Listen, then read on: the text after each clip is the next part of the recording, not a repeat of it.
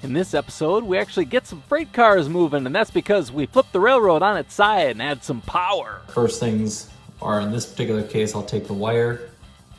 We take a look at making some custom roads unlike any other, as well as have an assistant show us how to operate the railroad, and join Bob Rivard to go.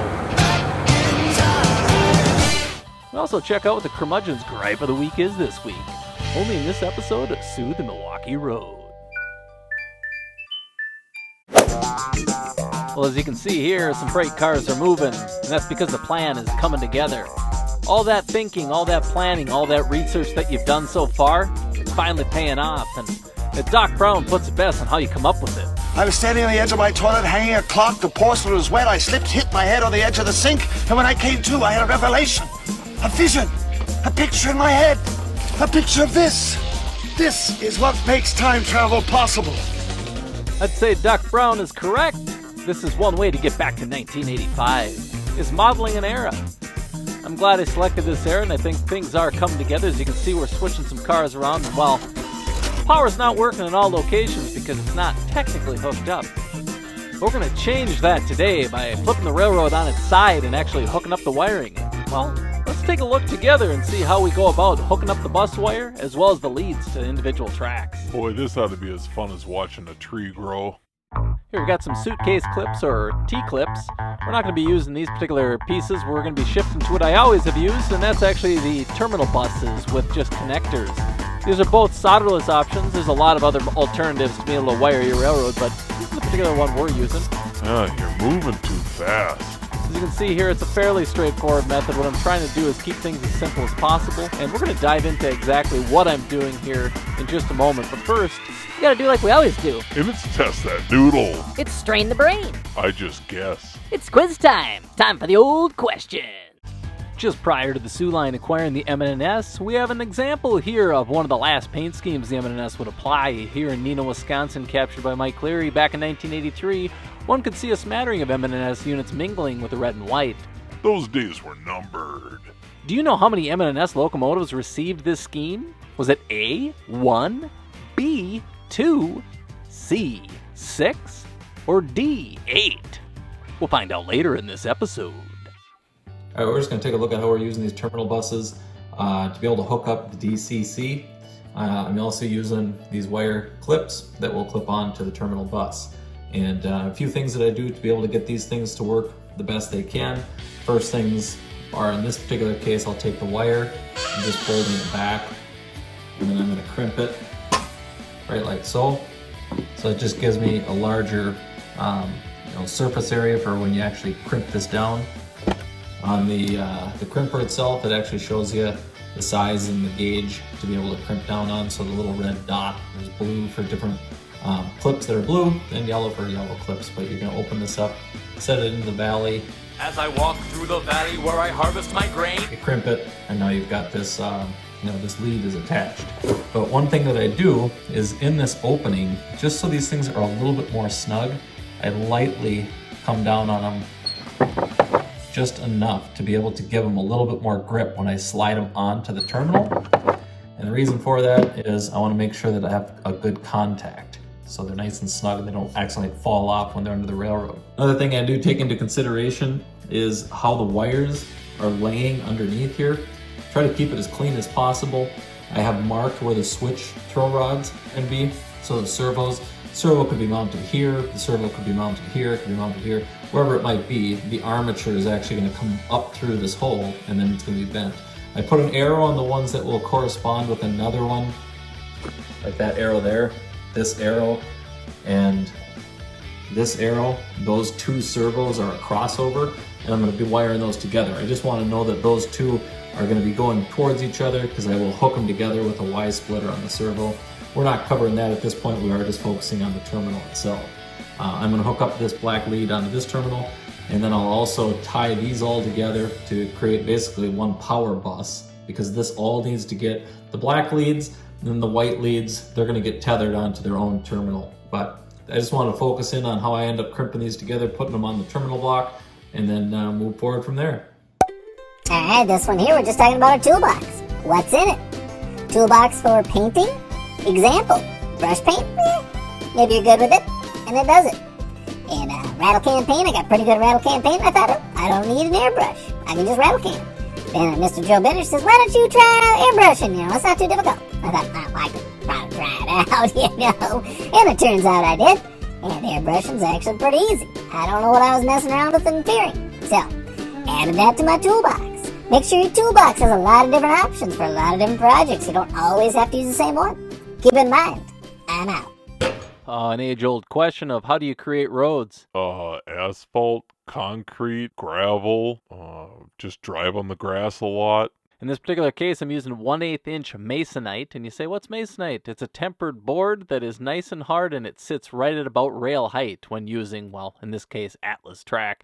What you've got here for 650 is a 4x8 sheet. That's more than enough road, so you can make mistakes along the way. So we're going to start with the most complicated form of a road, and that's going to be a curved section. Oh, that's what I need, is complicated. And what do? I create these templates. I just print out on the printer, make it the width that I want, as you can see here. I lay it onto the tempered masonite. I would draw it out, I would cut it out, and you'd have a piece like this here. So I've laid it out. Now you say, well, how do you get your track through this particular section? I go back to the template. I take advantage of the relief of the rail, and I end up taking a pencil, and I run it along the top of the rail to be able to give myself an accurate representation of the curvature. Here's a 10-second tip. You ever customize a locomotive and wondered, how do I get the windows out? I end up using a piece of blue tape, a bamboo skewer, and I start poking. Poke, poke, poke, poke, poke, poke, poke, and you remove the windows. Not bad. All right, we're going to take a little closer look at how we're transferring the curvature of the rail to the template, and that's actually using the pencil. If you tip it at a little bit of an angle, it's a little easier, and you want to work on the outsides of the rail. We're not too concerned about the inside because, well, we're going to refine that when we get to that point.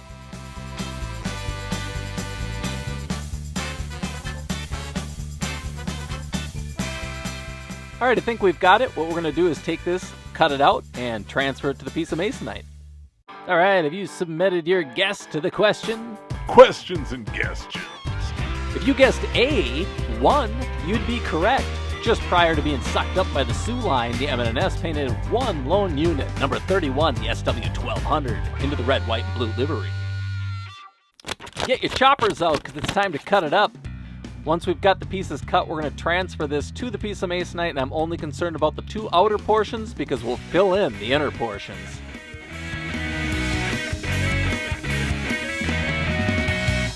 All right, it's time to just chop it up.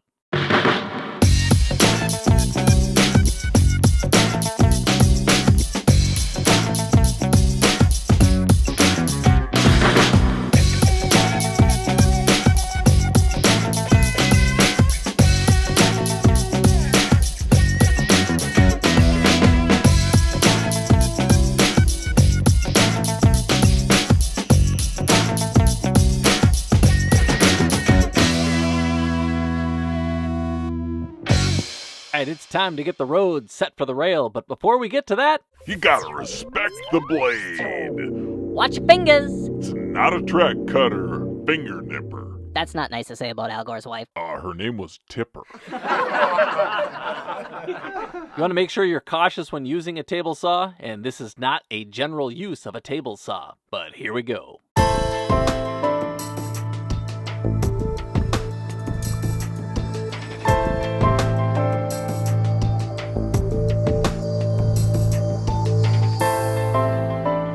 That's the simple groove that we're striving for, to be able to get these things to fit nicely up against the rail, and there's the end product. Turned out quite nice. Well, that wiring project, it continued. There's a few things I'd like to note that I end up using and doing while in this process. One of them, like I said, keep your wire neat. Let's not get sloppy. Another one is label your wiring. Just so you know where stuff is. Where did that wire come from? Where did it go? This stuff isn't too complicated, but if you get into stuff that is... Labeling it. That's important. Now we're going to move on to the bus wire, and the wire that I end up using is an EMD 14 gauge. If it's good enough for the locomotives, it's good enough for my railroad. We drilled out the holes to be able to run the bus wire through. I try to keep color-coded and consistent, so I have one rail be blue and one rail is gray.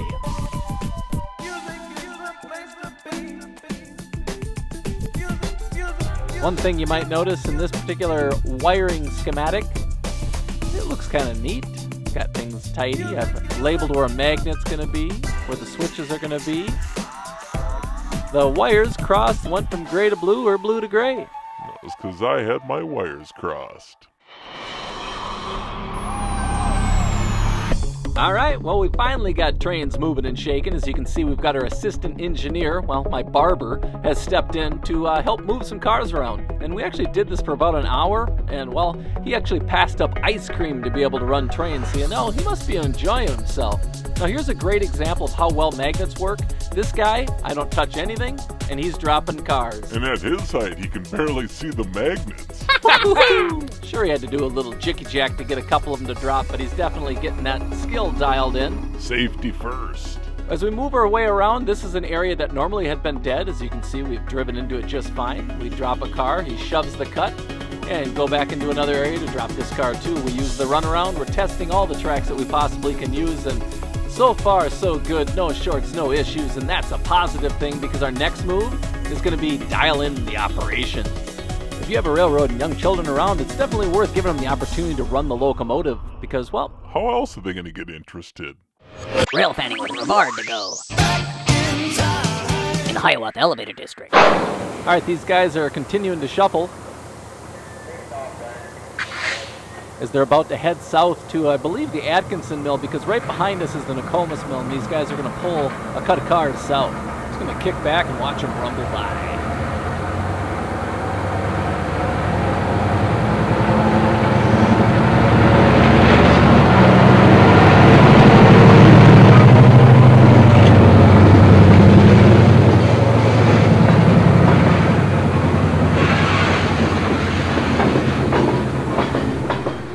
As these guys roll by, one thing I'd like to dial in on is actually Bob's attention to detail when he's recording this footage. I got to give you kudos, Bob. Thanks for picking up the details.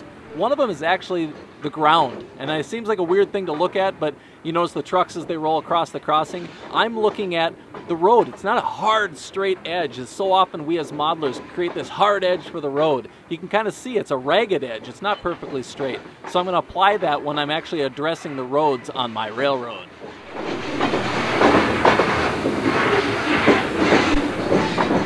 Having worked at General Mills' Purity Oats plant, I was aware of how much grain fell from the cars. As you can see here, the greenery between the rails, well, that's a nice thing to model. You notice it doesn't show up on the outsides of the rails as much.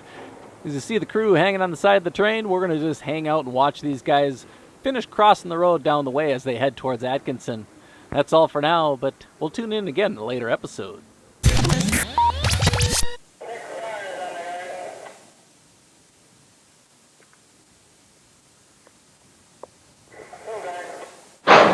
Hi, here's the Curmudgeon coming at you for the gripe of the week. This week it's the Storage Tote Society. We don't buy and collect rolling stock because it's cute. We buy and collect rolling stock because we're members of the human race. And the human race is filled with totes. Locomotives, freight cars, cabooses. These are noble pursuits and necessary to sustain modeling. But totes, blue, green, purple. This is what we stand to fill up. Totes my goats. We are the Storage Tote Society. That's all for the Curmudgeon's gripe of the week. We don't buy and collect rolling stock because it's cute.